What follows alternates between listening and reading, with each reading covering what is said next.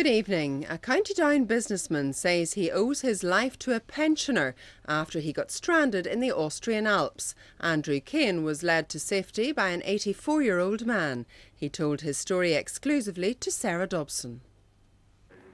A dream holiday which turned into a nightmare.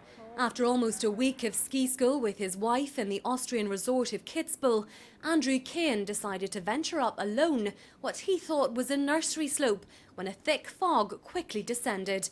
Caught in the whiteout, he fell almost 40 feet and while unhurt knew he was lost.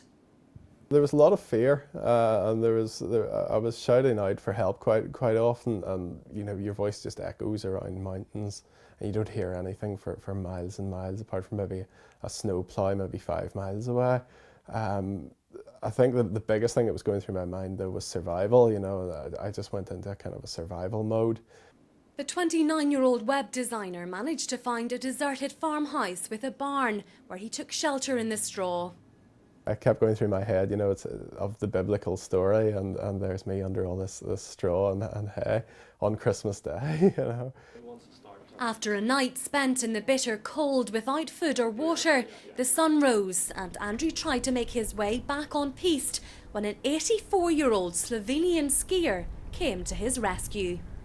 He led me to a path that led down the side of the mountain, which probably took about 2 hours to get down from where we were, and we passed a few people on the way who told us that, you know, mountain rescue and people like that were out looking for me. So eventually, when we got down to a road level, he called for a taxi, and the taxi then called the police, and the police told us when they came out that I was very lucky to be alive. The police also told Andrew it was unusual to find someone alive after more than 24 hours on the mountain. If he had no injuries, his first thing to do would be to get himself into shelter, because his biggest danger really was chilling and cold. Even though he was in snow or ice and it was cold, he probably had fairly good materials on if he was skiing. But with the wind blowing past, that's the big danger. First of all, you get into exposure, and then finally into hypothermia, where your inner core heat is lost. And that will continue for a number of hours until basically your heart starts to fail and death could ensue.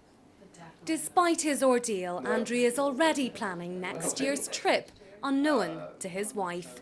Sarah Dobson, UTV Live.